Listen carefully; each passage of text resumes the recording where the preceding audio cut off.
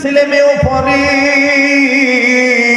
মুসলমানের ছেলে মেয়েও পড়ে, বাজান খ্রিস্টানের মেয়েও পড়ে। কিন্তু আশ্চর্যজনক ঘটনা, একজন খ্রিস্টান মেয়ে এতই সুন্দরী রে ভাইয়া, এই খ্রিস্টান মেয়েটা যখন ওই কলেজে ঢুকে, কলেজের স্টুডেন্ট, কলেজের টিচার, কলেজের সকল স্টাফ এই সুন্দরী মানুষটার, সুন্দরী নারীটার চেহারার সৌন্দর্য দেখে আমার বন্ধুগণ কিংকর্তব্য বিমূঢ় অবস্থায় পড়ে যায়। সবাই কেমন জানি অপলগ্নে তাকিয়ে থাকে। আর বন্ধু আমার ভাইরা, এই মেয়েটা এত সুন্দর খ্রিস্টান মেয়ে, নাম হলো, তার মূল নাম হলো মিথিলা। বাপ আমার বন্ধুগণ, মেয়েটা সুন্দরী হওয়ার কারণে, দেখতে সুন্দর হওয়ার কারণে বাবা আদর করে সোহাগ করে মেয়েটাকে নাম ধরে ডাক দেয় বিউটি বলে, আর মা মেয়েটাকে নাম দেয় ডাক দিয়ে বলে সুইটি। আমার বন্ধুরে মূল নাম হলো মিথিলা, আর সুন্দরী বেশি হওয়ার কারণে বাপ আদর করে বলে বিউটি, মা তারে আদর করে বলে সুইটি। বন্ধু, ওই খ্রিস্টান মেয়েটার বাবা মা, মেয়েটার চেহারা সুন্দর হওয়ার কারণে, দেখতে ভালো হওয়ার কারণে বাপ তারে আদর করে নাম ধরে ডাকে বিউটি বলে, আর মা তারে নাম ধরে ডাকে সুইটি বলে। মূল নাম হলো তার মিথিলা। পয়েন্ট মনে রাখবেন বাবা। তবে ভাববেন না হুজুর মদের বোতল, দুধের বোতলে দুধে পুতুল ভর্তি হলো কিনা, এই কথাটা কি আপনি বলবেন কি বলবেন না বাজান? আমি ভুল হওয়ার ব্যক্তি নয়। আল্লাহ রব্বুল আমিন যদি ইনশাআল্লাহ দয়া করেন, আমি পাই করে আপনাদেরকে কথাটা আমি ফিনিশিং দিয়ে যাব। বাবাজি,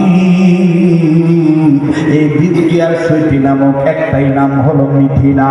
এই সুন্দরী মেয়েটা যখন কলেজে একদিন গেল বাবা, একদিনের ঘটনা, টিচার স্টুডেন্ট সবাই তার চেহারার দিকে তাকায় আছে, মুসলমান ছেলেরাও তার চেহারার দিকে তাকায় আছে। ও বন্ধু, সব ছাত্র তার দিকে তাকায় আছে, কিন্তু একটা মুসলিম ছেলে, কপালে তার নামাজের সেজদার দাগ, মুখে তার লম্বা দাড়ি, বাবাজি চেহারা খানা বেশ নুরানি ভাব। এই আমার বন্ধুগণ, এই ছেলেটা পরহেজগার মানুষ, দিলে তার আল্লাহর ভয় আছে। এই মিথিলার দিকে তাকায় না। আশেপাশের বন্ধুরা ডাক দিয়ে বলতেছে, কিরে ভাই, তোর মনে কি কোনো প্রেম নাই? তুই কেন মিথিলার দিকে তাকাস না? দেখ, যখন এই মিথিলা কলেজে ঢুকে ক্লাস করা বন্ধ হয়ে যায়, সবাই তার উপরে লাবণ্যতায়, তার কিরণে সবাই পাগল হয়ে যায়। তুই কি এমন মানো? তোর ভিতরে কোনো কি প্রেম ভালোবাসা নাই? একবার দেখ, তুই মিথিলার দিকে দেখ। আরে বন্ধু, বন্ধুদের পাল্লায় পড়ে এই মুসলিম যুবক আমার বন্ধুরে একবার দেখার জন্য তাকাইলো। যখনই তাকাইলো বাজান, এই মিথিলা রূপবতী কন্যা, রাজকন্যা, রাজধানীর সন্তানের এই বিউটি আর সুইটির চেহারার সৌন্দর্য দেখে এই যুবকরা বাজান আলহামদুলিল্লাহ বলে ফেলল। আশেপাশের বন্ধুরা বলে, ঘটনা কি? তুই আলহামদুলিল্লাহ বললি কেন? এই মুসলিম যুবক ডাক দিয়ে বলে, ভাই রে, এই মিথিলার সুন্দর চেহারা দেখে তোরা ভুলে গিয়েছিস রবের কথা। আমি ওর সৌন্দর্য দেখার পর আমি যেহেতু নিয়মিত কোরআন তেলাওয়াত করি, ওই কোরআন কারীমের তর্জমা আমি পড়ি, কোরআনে প্রত্যেকটা সূরার আয়াতের অর্থ আমি পড়ি, শানে নুজুল পড়ি, তাফসীর পড়ি। এর তন্মধ্যে মিথিলাকে দেখার পরে, এর সৌন্দর্য দেখার পরে আমার নজর চলে গেছে সূরা ইউসুফের দিকে। এই মিথিলা তো কি সুন্দর, এর চেয়ে বেশি সুন্দর আমার আল্লাহ পয়গম্বর ইউসুফকে আল্লাহ পাক সুন্দর করে বানাইছে। এই জন্য আমি বললাম আলহামদুলিল্লাহ।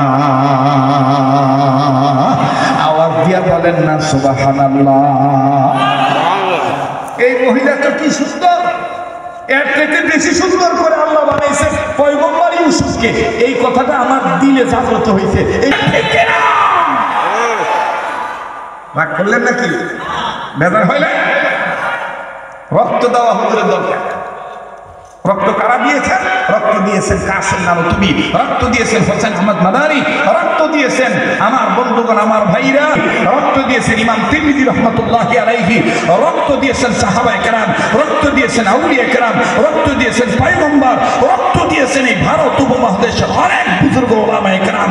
কাজেই আমরা আমাদের পূর্বপুরুষদের ঐতিহ্যকে ধরে ভাইয়া মাদ্রাসার পক্ষে থাকবো, মসজিদের পক্ষে থাকবো, দাওয়াতুত তাবলীগের পক্ষে থাকবো, হক্কানি ওলিদের পক্ষে থাকবো। কোন দাদা বাবু লেন শ্যাম চ্যাটার্জি মুখার্জি গঙ্গোপাধ্যায় চট্টোপাধ্যায়ের তালে তারপরে আঙ্গুল দেওয়া হুজুরের দালাল হয়ে কোন জায়গায় আমরা কলঙ্কিত হতে দেব না। কষ্ট হইল না কি আপনাদের? বেজার হইলেন? মাশাআল্লাহ। বসাও চাচা বেবুজু বাবা, চাচা ডাইরেক্ট, চাচা ডাইরেক্ট। এতটুকু হক কথা যদি না বলতে পারি তাহলে আর ওয়াজ করে লাভ কি? দেখেন তো কে কে জবাব দেয় না। এতটুকু হক কথা যদি না বলতে পারি তাহলে আর ওয়াজ করে লাভ কি? ইমামতি করে লাভ কি? এইখান থেকেই তো হক কথা বলবো, কারণ এরা জয়পুরহাটের মধ্যে উল্লেখযোগ্য একটা মাদ্রাসা, হাদিস মাদ্রাসা, ইচ্ছা পর্যন্ত মাদ্রাসা। এটা হকের মিশন বাকি জানানোর জায়গা তো এখানেই, কথা বলেন ঠিক কিনা? কারা কারা হকের পক্ষে আছেন দুহাত তুলে আল্লাহকে দেখান তো দেখি। কত আঙ্গুলগুলো ছড়ান, এবার একটু ঘুম ভাঙানোর জন্য অ্যাটেনশন ঠিক করে করে ডাইন বাম নাড়া ছড়া দেন, মুনাফিক খেদান, আঙ্গুল দেওয়া খেদান। হ্যাঁ আল্লাহ হন, উচ্চ আওয়াজ এবার তাকবীর দেন তো দেখি। নারায়ে তাকবীর, নারায়ে তাকবীর। যেখানে আলেম ওলামা যেখানে আজকের মাহফিল চলবেই চলবে, আজকের মাহফিল কতক্ষণ চলবে? হে বাবা, বাবু বড় বাবা, এই সারা রাতের কথা কই আমার বসাও। আল্লাহ আল্লাহ ইনশাআল্লাহ যেতে পারবি, সত্য কথা উচ্চ স্বরে না বলিতি। চাকরি ভয় করো যদি ছেড়ে দাও ইমামতি, চাকরি জয় করো যদি ছেড়ে দাও ইমামতি। কি হবে ধোঁকা দিয়ে আল্লাহকে? পিছিয়ে থেকে অযথা বিদ্যা শিখে যদি না করতে পারো শোষণবিহীন সমাজটাকে, না রায় এর থেকে মরাই ভালো, দেশের যাওয়াই ভালো, এর থেকে মরাই ভালো, দেশের যাওয়াই ভালো। কি হবে ধোঁকা দিয়ে বিবেকটাকে? কি হবে বেঁচে থেকে? কি হবে বেঁচে থেকে? কি হবে বেঁচে থেকে? অযথা বিদ্যা শিখে যদি না করতে পারো শোষণবিহীন সমাজটাকে, না রায় তাকবীর। কি হবে নামাজ রোজা ইমানদারির বড়াই করে যদি ওই খোদার কালাম অকেজ হয়ে থাকে পড়ে? মসজিদের কোনায় বসে জিজ্ঞত কর কষে, মসজিদের কোনায় বসে জিজ্ঞত কর কষে। এভাবে যায় না পাওয়া আল্লাহকে, এভাবে যায় না পাওয়া আল্লাহকে। কি হবে বেঁচে থেকে? অযথা বিদ্যা শিখে যদি না করতে পারো শোষণবিহীন সমাজটাকে। আমার ভাইরা, আমার বন্ধুরে, এইবারে মুসলিম যুবক যখনই আমার বন্ধুগণ মিথিলার দিকে তাকায় থাকলো, ভাই পাশের বন্ধুরা ডাক দিয়ে বলতে যে কিরে দোস্ত দেখতে কেমন? বলে এই জন্যই তো আল্লাহ শুকরিয়া আদায় করলাম।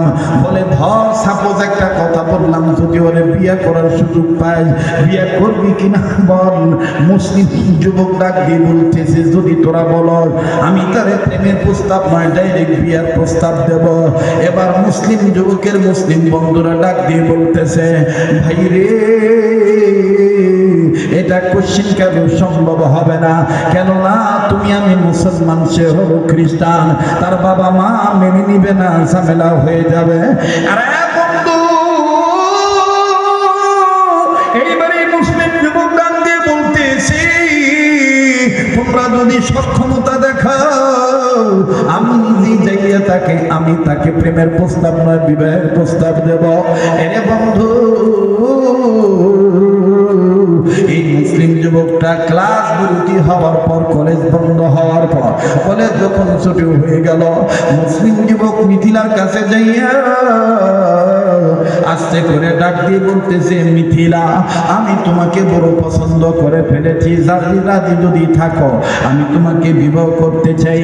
মিথিলা ছেলেটার দিকে তাকিয়ে বলে তোমার নাম না তুমি না মুসলমান ফ্যামিলির সন্তান, আমি কিন্তু তোমাকে অনেক ভালোবাসি, আমি তোমাকে অনেক পছন্দ করি, কেননা এই কলেজের মধ্যে তোমার রেজাল্ট অনেক ভালো, কয়েক দিয়ে তুমি অনেক অগ্রগামী, কয়েক দিক দিয়ে তুমি কয়েক দিক থেকে অনেক অগ্রগামী, আমি তোমাকে অনেক লাইক করি, অনেক পছন্দ করি।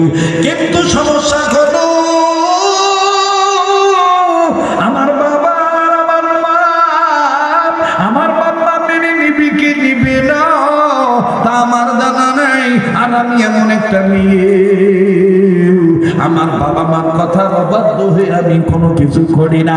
এবার মুসলিম যুবক ডাক দিয়ে বললো, তুমি যদি বলো আমি তোমার বাবা মার কাছে প্রস্তাব নিয়ে যাব, আমি নিজে তোমার বাবা মার কাছে প্রস্তাব নিয়ে যাব। মিথিলা ডাক দিয়ে বললো, আমার বাবা একটু রাগী মানুষ, আজকে রাত্রটা একটু ধৈর্য ধরো, আজকে আমি আমার মাকে ম্যানেজ করিনি, আমার মায়ের মাধ্যমে বাবার কাছে খবরটা পৌঁছাই, দেখি বাবা কি বলে, এরপরে আমি তোমাকে বলবো।